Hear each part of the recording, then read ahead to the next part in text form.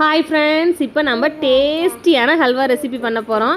அதாவது பம்கின் ஹல்வா, மஞ்சள் பூசணி ஹல்வா. பாருங்கள், இது ரொம்ப டேஸ்ட்டாக இருக்கும். பார்க்குறதுக்கு இப்படி இருக்குது, டேஸ்ட் அதை விட சூப்பராக இருக்கும். மஞ்சள் பூசணி கொஞ்சமாக ஒரு சின்ன துண்டு எடுத்துக்கிட்டு அதை வந்து நல்லா துருவி எடுத்துக்கிறது, இது மாதிரி காய் சீவியில்.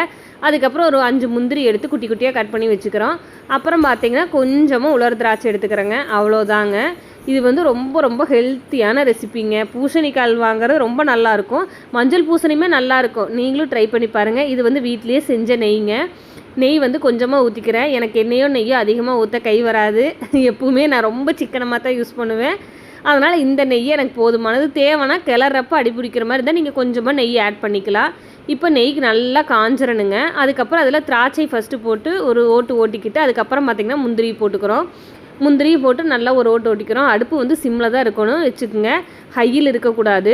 இப்போ அதை ஓரமாக தள்ளி விட்டுட்டு அதுலேயே இந்த பம்கினையும் போட்டு ஃபஸ்ட்டு நல்லா ஒரு ஓட்டிக்கிட்டு அப்புறம் அதோட அதையும் சேர்த்து ஓட்டி சிம்மில் வச்சு அப்பப்போ நல்லா தொலாவி விட்டுட்டே இருக்கணுங்க. ஹையில் வச்சிடாதீங்க. சிம்மில் வச்சு எந்த ஒரு ரெசிபியாக இருந்தாலும் சிம்மில் வச்சு சமைச்சு பாருங்களேன், அந்த டேஸ்ட்டே வேறு மாதிரி இருக்கும். பொரியலெல்லாம் செய்யும்போது நீங்கள் வந்து தண்ணி ஊற்றணுங்கிற அவசியமே கிடையாது. சிம்மில் வச்சு கிளறி விட்டிங்கனாவே அந்த பொரியல் டேஸ்ட்டாக இருக்கும். இப்போ பார்த்தீங்கன்னா ஏலக்காய் பொடி பண்ணி வச்சுருக்கிறேன். வெறும் ஏலக்காய் போட்டு அந்த நைஸாக பொடியாகாது. அதனால் சுக்கு ஏலக்காய் போடுவேன். இந்த டைம் சுக்கு இல்லாதங்காட்டி சுகரும் ஏலக்காயும் போட்டு பொடி பண்ணி வச்சுருக்கு. இது டீக்கு இது மாதிரி ஸ்வீட்டுக்கு எதுக்காக இருந்தாலும் ஆட் பண்ணிக்கலாம்.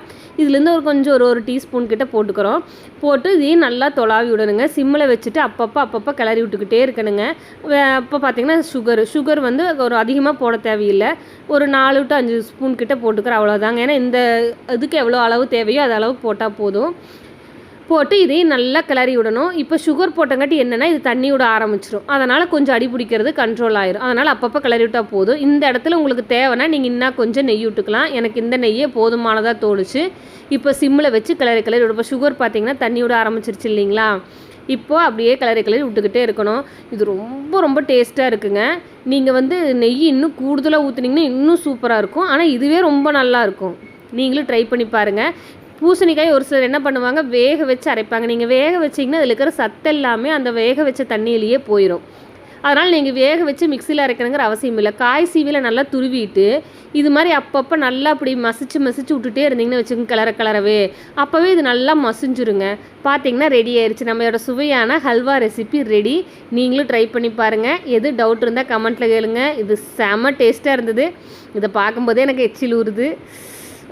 செம்ம டேஸ்ட்டு. நீங்களும் ட்ரை பண்ணி பாருங்கள். டவுட் இருந்தால் கமெண்ட்டில் கேளுங்க. பாய்.